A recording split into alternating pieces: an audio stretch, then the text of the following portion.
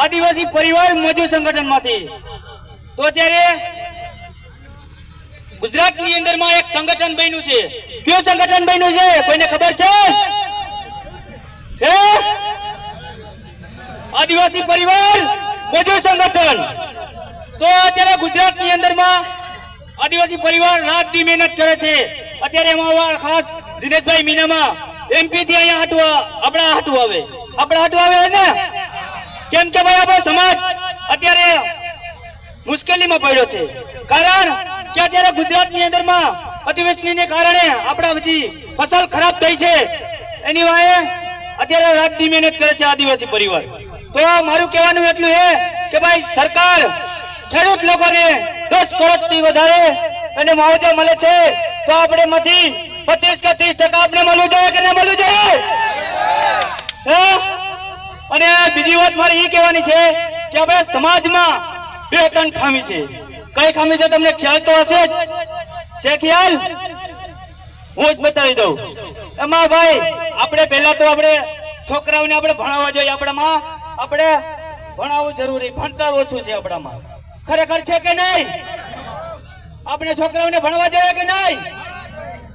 આપણે હવે અત્યારે ખુલ્લેઆમ તો નહીં કહેવાય, પણ આપણે જે ઓલી દવા પીવી છે એના કરતા તમે 200 એમાં બગાડશો, 200 રૂપિયામાં છોકરાને ભણવામાં બગાડશો, તો છોકરો આપણા કરતા બેહતર જિંદગી જીવશે. તમારે ઘોડે ના જીવે, તમારાથી સરસ જીવે છે. સાચી છે કે નથી વાત સાચી? તો અત્યારે બીજી વાત એ છે કે આપણે લેખિતમાં ભાગ રાખવો છે. અત્યારે દાદાએ કીધું કે ભાઈ લેખિતમાં ભાગ રાખવો જરૂર છે. તો લેખિતમાં ખરેખર લેખિતમાં રાખવો છે, ભાગ રાખવો છે કે નથી રાખવો? લેખિતમાં જો લેખિતમાં રાખશો તો સેફટી અને મજબૂત મળશે. કેમ કે ભાઈ સેફટી જરૂરી છે. અત્યારે કાનૂન ગમે ત્યારે આપણે અહીંયા ગાય જાય ને ત્યારે પહેલા જ પૂછે કે તમારી પાસે પ્રૂફ શું છે. પણ આપણે લેખિતમાં ભાગ રાખેલો હશે તો ત્યારે આપણે કોઈ ટચ નહીં કરી શકે. કાયદેસર આપણે કાર્યવાહી કરાવવાની છે ને એ કાયદેસર થશે. અત્યારે જે આપણે કાનૂની આપણે સપોર્ટ નથી કરતો, ખરેખર કરે છે કે નથી કરતા?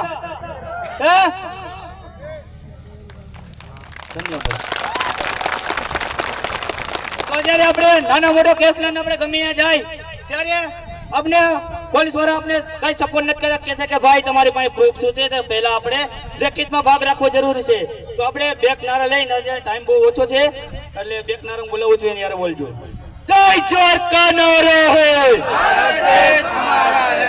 જય દ્વારકા નારો હે, ભારત દેશ હમારા હે. લડેંગે જીतेंगे, લડેંगे जीतेंगे.